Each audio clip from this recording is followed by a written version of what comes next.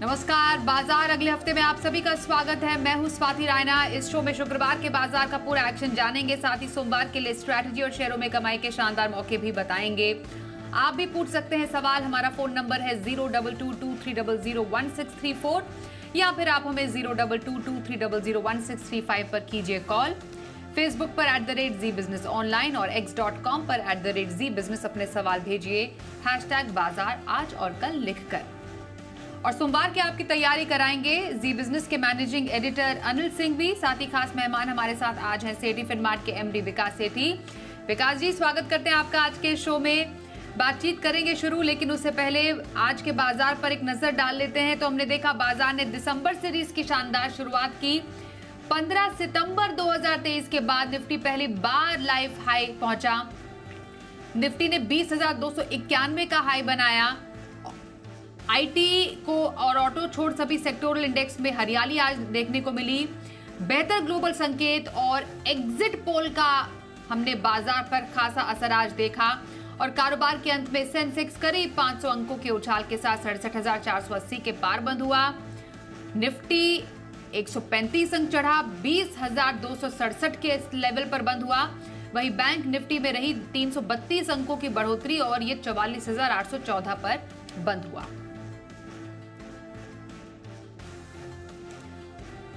और आइए अब बात करते हैं कैसा रहा आज के बाजार पर। एडिटर स्टेक में जी बिजनेस के मैनेजिंग एडिटर अनिल सिंह भी से समझते हैं कि दिसंबर सीरीज की शानदार शुरुआत से बाजार के लिए क्या संकेत मिलते हैं। दिसंबर सीरीज की और दिसंबर के महीने की भारतीय बाजारों ने की दमदार शुरुआत, और आज तो दमदार शुरुआत करने के लिए संकेत इतने ज्यादा थे कि पूछिए मत। क्या क्या नहीं था। पहले भारतीय अर्थव्यवस्था के जो जीडीपी ग्रोथ के आंकड़े आए दमदार 7.6%, किसी की भी उम्मीद से कहीं बेहतर, पहला संकेत। दूसरा संकेत अमेरिकी बाजारों में तेजी, वो भी इतनी कि आप सोच नहीं सकते। 500 पॉइंट डाउ पर बंद हुआ कल देर रात।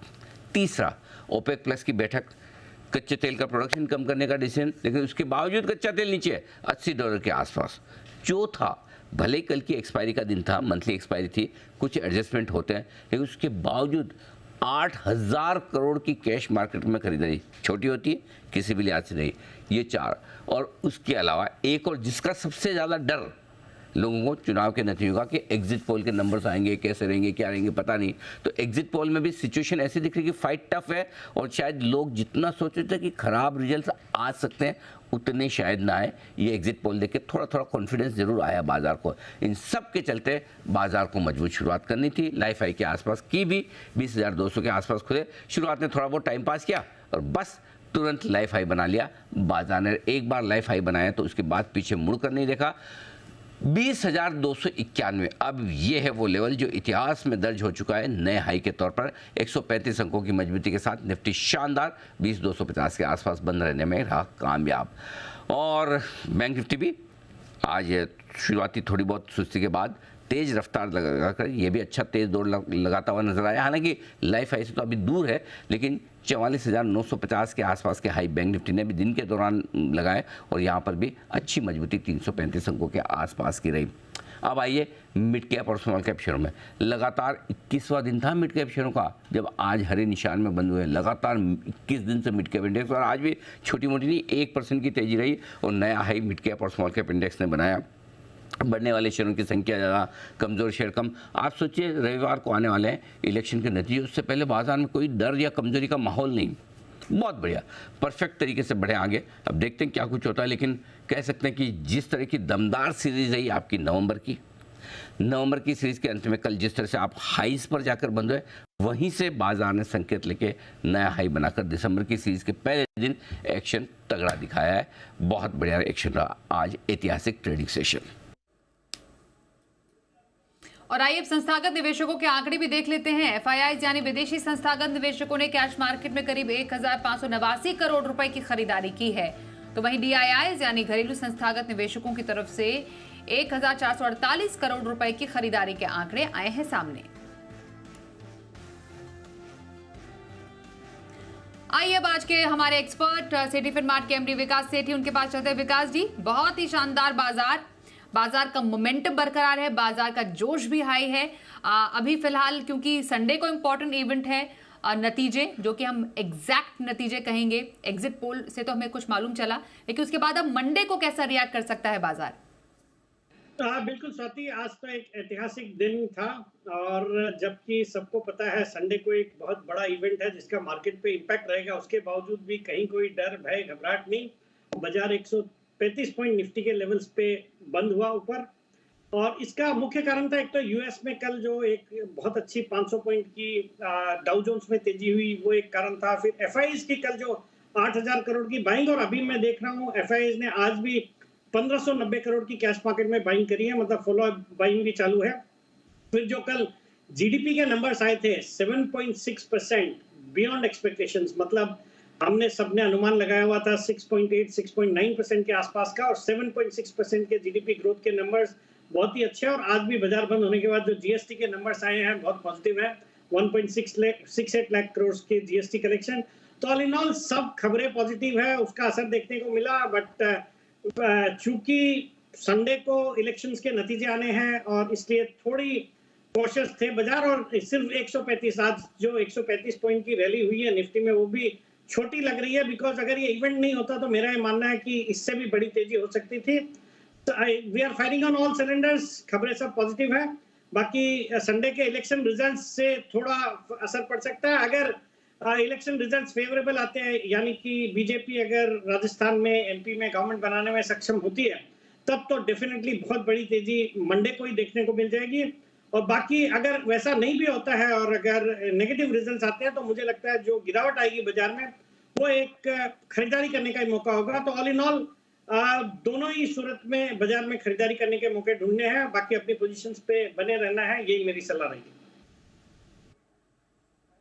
तो बाजार में खरीदारी के मौके अपार हैं, ये रही राय विकास जी की बाजार पर। सर, अब हफ्ते से 10 दिन का नजरिया कौन से स्टॉक में रखने की सलाह रहेगी आपकी?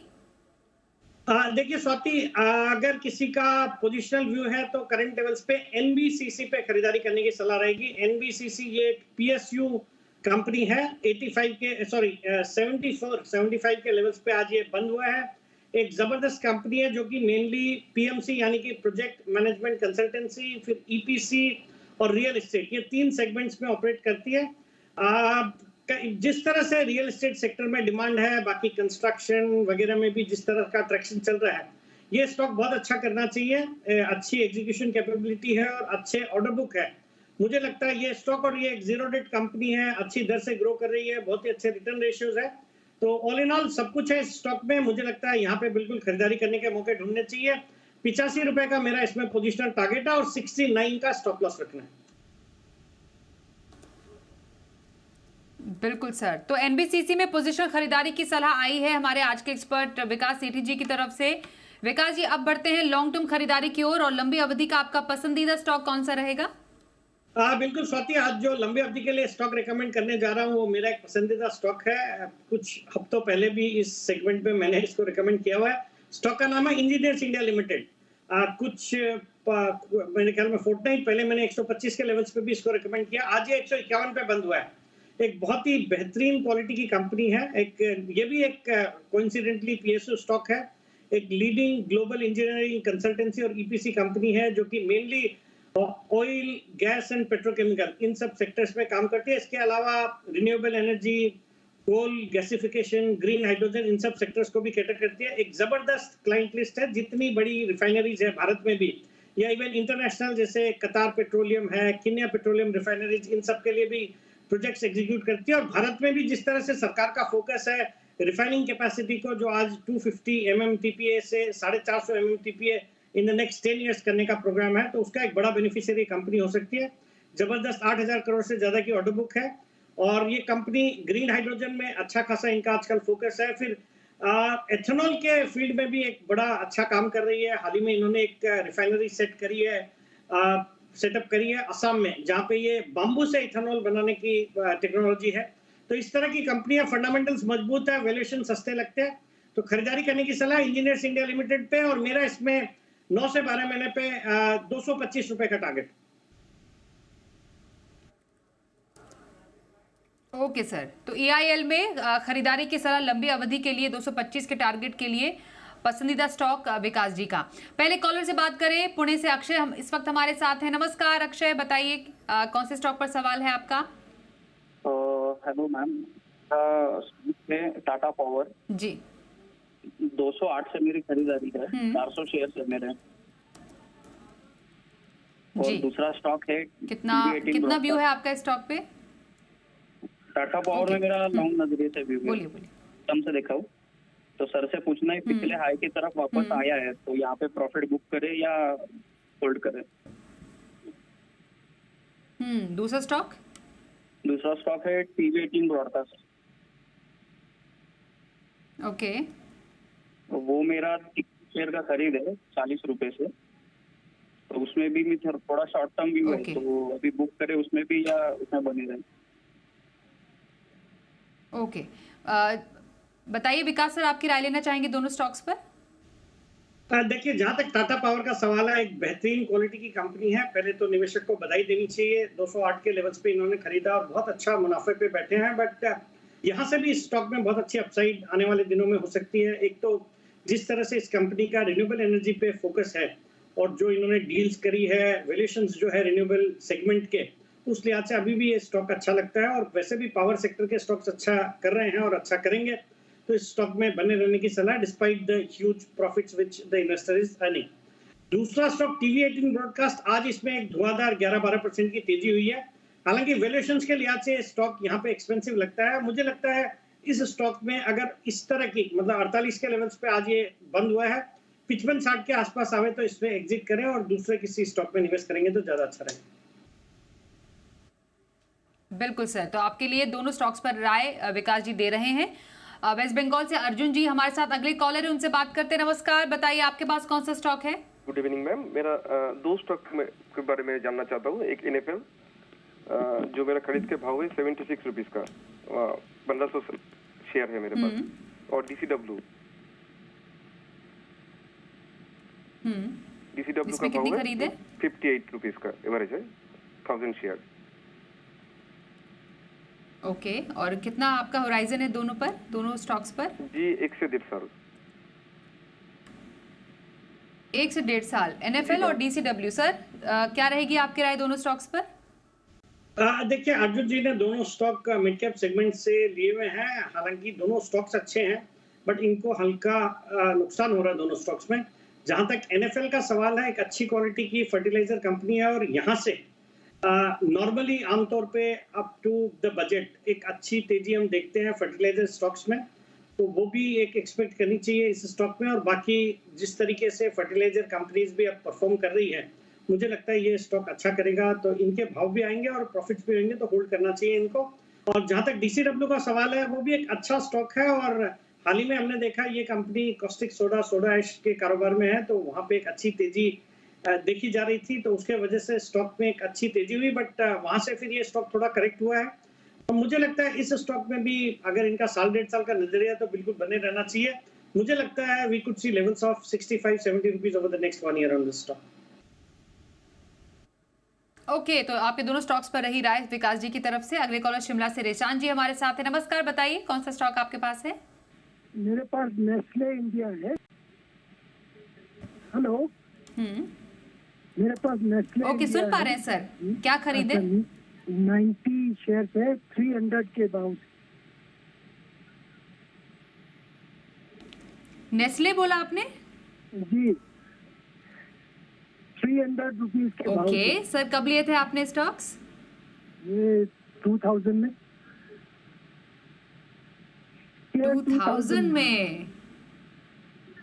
जी, ओके ओके सर, तो अब अच्छा मुझे अब बताइए, अब आपको तो आपने तो एक फॉर्च्यून कमा लिया इस स्टॉक से अपने लिए। सबसे पहले बहुत बहुत बधाई आपको देना चाहेंगे सर।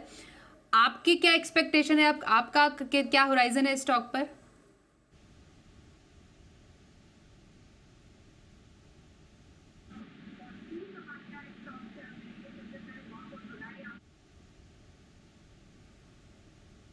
निशांत जी, आप कब तक रखना चाह रहे हैं नेस्ले को? तो क्या बेचना चाहता हूँ, कब तक रखें आप? अच्छा, ठीक है, ठीक है। Okay Vikas ji, over to you. अब आप ही बताइए, 300 का खरीद का नेस्ले अभी भाव कहां पर पहुंच गए हैं?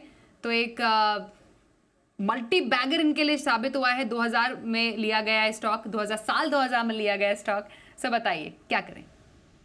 पहले तो रेशान जी को बहुत बहुत बहुत बधाई। बहुत ही एक अच्छा वेल्थ क्रिएट किया है। मतलब 27,000 रुपए का इन्वेस्टमेंट है इनका। 300 शेयर लिए इन्होंने 90 रुपए के भाव से। 27,000 का इन्वेस्टमेंट, आज उसकी वैल्यू 75 लाख। तो 80 गुना से ज्यादा इन्होंने अपने स्टॉक के अपने इन्वेस्टमेंट को कर लिया है। इस तरह के निवेशक एक ऊर्जा भरते हैं। जो बाकी के दर्शक हमको देख रहे हैं उनको पता चलता है कि किस तरह से इस शेयर बाजार में मल्टीबैगर रिटर्न्स बनाए जा सकते हैं। बहुत ही अच्छा स्टॉक, और सबसे अच्छी बात है ये बने रहे। मतलब अब आमतौर पे 300 पे अगर ये स्टॉक लिया तो 600 1000 तक में आदमी को, निवेशक को बेचने की इच्छा होने लगती है। बट इन्होंने इतने साल तक इस स्टॉक को रखा, और मुझे लगता है यहाँ से भी अगर ये लंबी अवधि तक इस स्टॉक में बने रहेंगे तो एक कंसिस्टेंट कंपाउंडर, एक स्टेबल रिटर्न देने वाला स्टॉक है। एक मल्टीनेशनल कंपनी है, बहुत ही जबरदस्त ब्रांड्स है। तो करंट लेवल्स पे भी होल्ड करने की सलाह रहेगी नेस्ले में। ओके, तो बहुत बहुत आपको बधाई एक बार फिर से। करंट लेवल्स पर आप होल्ड कर सकते हैं स्टॉक को। हमारे एक्सपर्ट व्यू आपके लिए विकास जी की तरफ से। एक सोशल मीडिया पर सवाल हमारे पास अहमदाबाद से आया है हितेश ठक्कर साहब का। इन्फोसिस इनके पास है, 50 शेयर है, 1746 की इनकी खरीद है इन्फोसिस पर। सर, इन्फोसिस में अभी आप इन लेवल्स पर इन्हें क्या राय देंगे?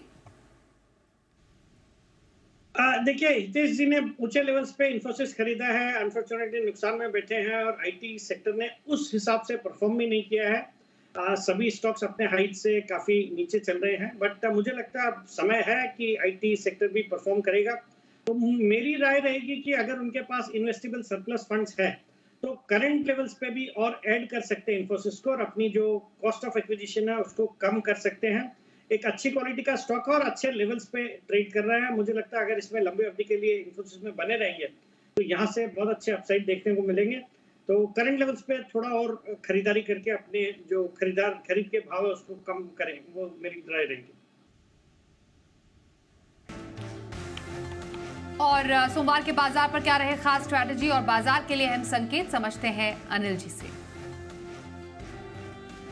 ये सोमवार को बाजार के लिए लौटेंगे तो उससे पहले संडे को ही आपको पता चल जाएगा कि होना क्या है बाजार में, क्योंकि संडे को आएंगे 5 विधानसभा चुनावों के नतीजे, और आपको तो जी बिजनेस पर ही हमारे साथ देखने नतीजे। पूरा विश्लेषण तो संडे को ही हो जाएगा। फिर भी अभी के लिए आपको बताऊं कि अगर नतीजे बाजार की उम्मीदों के मुताबिक आते हैं फिर तो कहना ही क्या, आप 20,300 के पार निकलकर 20,500 की तरफ जाने की कोशिश तो आराम से कर सकते हैं। कोई बड़ी बात नहीं। निफ्टी खुले नीले आकाश में, ब्लू स्काई जोन है, अनचार्टेड टेरिटरी में है। लेकिन अगर समझो नतीजे खराब आए तो सपोर्ट कहाँ, वो जानना जरूरी।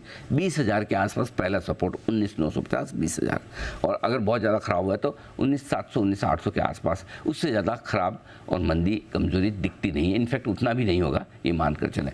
बैंक निफ्टी जैसे नंबर अच्छा है, 45,000 के पार खुलकर आप जाएंगे, और उसके बाद आपका 45,500, 700 तक का रास्ता बनता है। अगर खराब आए तो ऐसी सिचुएशन में आपके लिए 44,250, 44,450 ये वो रेंज होगी जहां पर आपको बैंक निफ्टी सपोर्ट लेने की कोशिश करता हुआ दिखेगा। सो कमोवेश ग्लोबल मार्केट्स जहां पर संकेत अच्छे थे। आज भी भारतीय बाजारों के बंद होने के वक्त डाउ फ्यूचर 70-80 पॉइंट ऊपर ही ट्रेड कर रहे थे। लेकिन सोमवार को तो डाउ वाउ से कोई काम चलेगा नहीं। हमारे इलेक्शन के रिजल्ट्स क्या आते हैं रविवार को, उसके दम पर आपके लिए बनेगी स्ट्रेटेजी। और सोमवार के ऑप्शन स्ट्रैटेजी के लिए हमारे साथ मोतीलाल ओसवाल फाइनेंशियल सर्विसेज की शिवांगी सारदा है। शिवांगी, स्वागत करते हैं आपका। कहां पर मौके आपको सोमवार के बाजार में नजर आ रहे हैं? जी नमस्कार स्वाति जी। और हम जिस तरह से देखते हैं कि दिसंबर सीरीज जो शुरुआत हुई है, बुल्स का पूरा कमबैक है, और बैंकिंग इंडेक्स और निफ्टी दोनों में हम देख रहे हैं कि आउट परफॉर्मेंस जो है वो आज पहले ही सेशन से नजर आ रहा है। तो यहाँ पे काफी अच्छा स्टॉक स्पेसिफिक एक्शन नजर आएगा। पहला पिक जो है मेरा वो डिक्सन पे है। इसमें काफी अट्रैक्टिव रोल ओवर्स भी देखने को मिले हैं जो प्रीवियस सीरीज से रोल हुए हैं, और जिस तरह से प्राइस वॉल्यूम सर्च देखने को मिला है, ये मोमेंटम जो है वो कंटिन्यू होते हुए दिखेगा। तो यहाँ पे 6,000 की कॉल में एक खरीदारी की सलाह रहेगी, 180 के स्टॉप लॉस के साथ 330 के एक टारगेट्स के लिए। दूसरा पिक मेरा रहेगा अपोलो टायर में। हमने देखा है कि ऑटो स्पेस में काफ़ी अच्छा मोमेंटम था और अभी ड्राइव होते ऑटो एंसिलरीज में आते हुए दिख रहा है मोमेंटम। और स्पेसिफिकली ये स्टॉक जो है काफ़ी अच्छे मोमेंटम में रहा है और सीजनैलिटी वाइज अगर हम देखें तो दिसंबर काफ़ी अच्छा प्ले आउट होता है स्टॉक के लिए।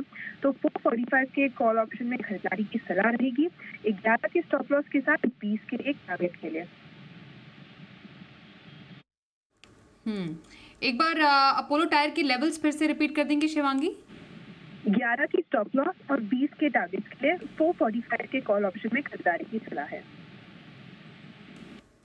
जी धन्यवाद करेंगे आपका शिवांगी, सोमवार के बाजार के लिए ऑप्शन स्ट्रैटेजी बताने के लिए। और विकास जी, सोमवार के बाजार में आपको कहां पर खरीदारी के मौके नजर आ रहे हैं? बिल्कुल स्वाति, सोमवार के लिए जो इंट्राडे पिक रहेगी मेरी वो रहेगी जियो फाइनेंशियल में खरीदारी करने की सलाह। 225 के लेवल्स पे आज बंद हुआ है। मुझे लगता है ये एक डेफिनेटली खरीदारी करने का मौका है। इस स्टॉक में एक बहुत अच्छी कंपनी रिलायंस ग्रुप की एनबीएफसी है जहाँ पे ट्रिमेंडस अपॉर्चुनिटीज है। इन्होंने एक ब्लैक रॉक के साथ भी टाई अप किया हुआ है। फिर जिस तरह का इनका कस्टमर बेस है जो रिलायंस जियो का, फिर रिलायंस रिटेल का, ये कंपनी बहुत बड़ी बन सकती है यहाँ से।